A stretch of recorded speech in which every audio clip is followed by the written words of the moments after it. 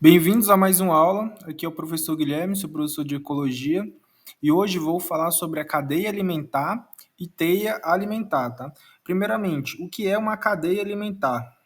Bem, a cadeia alimentar, ela vai simplificar as interações alimentares entre os organismos dentro de um ecossistema, né? Vai descrever então qual vai ser o fluxo de energia e matéria através desses níveis tróficos. No caso aqui, no exemplo, nível trófico 1, 2, 3 e 4, tá? E quais são as diferentes níveis tróficos dessa posição, né, ocupados por esses organismos, baseados então no seu hábito alimentar. No caso aqui, os herbívoros e os carnívoros, tá? Bem, primeiramente temos o produtor, aqui pertencente ao nível trófico 1, que são as plantas, algumas bactérias e as algas, tá? Enquanto, como elas são produtoras, são seres, né, são organismos autótrofos, ou seja, que fabricam seu próprio alimento, né? Eles não consomem nenhum outro animal material, mas fabricam seu próprio alimento através de dois processos, no caso a fotossíntese, em caso de plantas, e quimiossíntese, em caso das bactérias, tá? Primeiramente aqui, temos uma planta onde na exposição de luz realiza sua fotossíntese e tem a sua produção da sua biomassa, tá? Aqui ela vai ser alimento para alguns animais, principalmente os animais, né, herbívoros, que no caso aqui, no exemplo, está uma lagarta, tá? Essa lagarta aqui, então, ela vai ser o consumidor primário. Por quê? Porque ela se alimentou de um produtor, tá? Então, ela vai pertencer ao nível trófico 2, ou seja, aqui, ó, consumidor primário, nível trófico 2, tá? Muita gente confunde que o consumidor primário pertence ao nível trófico 1, mas não. Nível trófico 1 sempre vai ser um produtor. Nível trófico 2, um animal herbívoro, tá? Ou onívoro. Aqui no exemplo temos uma lagarta, tá? Essa lagarta aqui vai servir de alimento para algum animal, que aqui no exemplo é um sapo. E esse sapo, ao se alimentar dessa lagarta, vai ser o consumidor secundário, pertencente então ao nível trófico 3. Aqui no exemplo tem um sapo, mas pode ser quaisquer animais carnívoros, tá?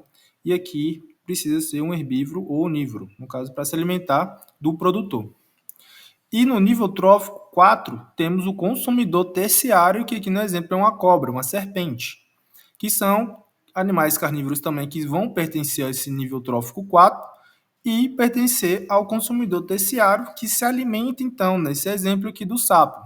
Tá?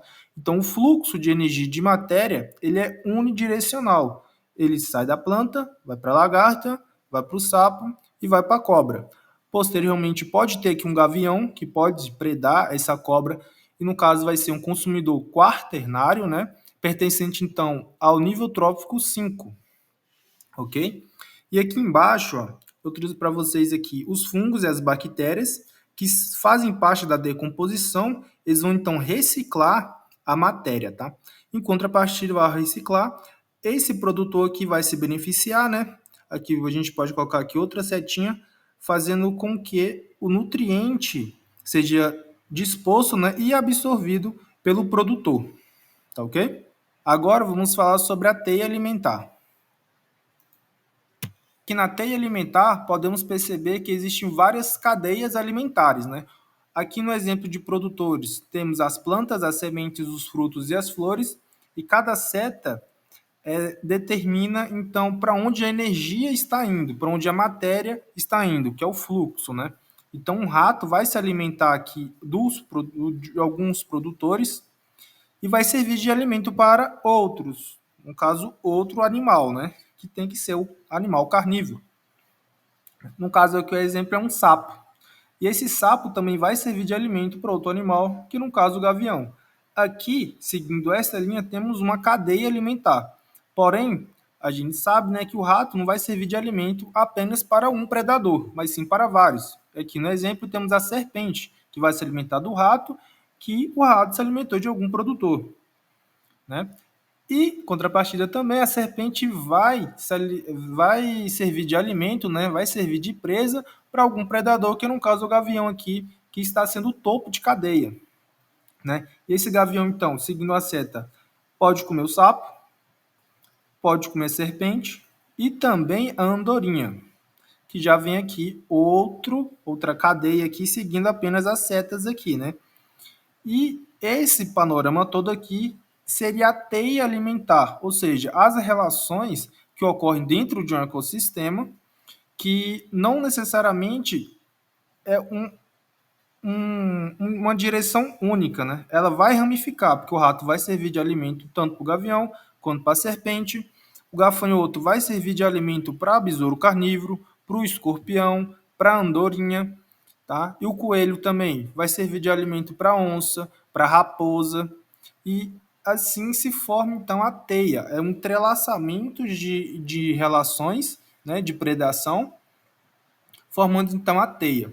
Então aqui a gente pode brincar fazendo com o quê, né? A gente sabe que os autótrofos aqui é o nível trófico 1, né, que são os produtores, e esses produtores vão servir de alimento para o nível trófico 2, que são os consumidores primários, que são aqui o rato, o gafanhoto, o coelho, a tartaruga terrestre e esse outro animal aqui que é o porco, né?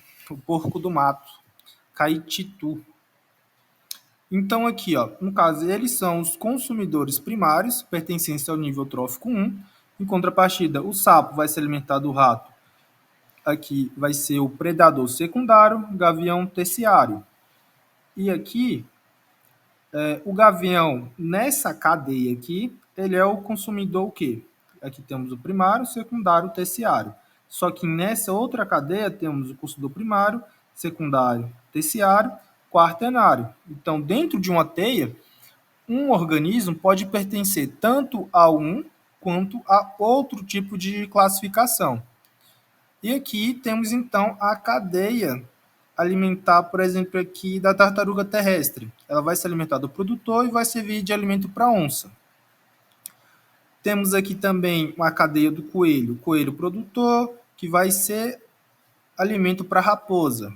E outra cadeia, produtor, coelho e onça, tá?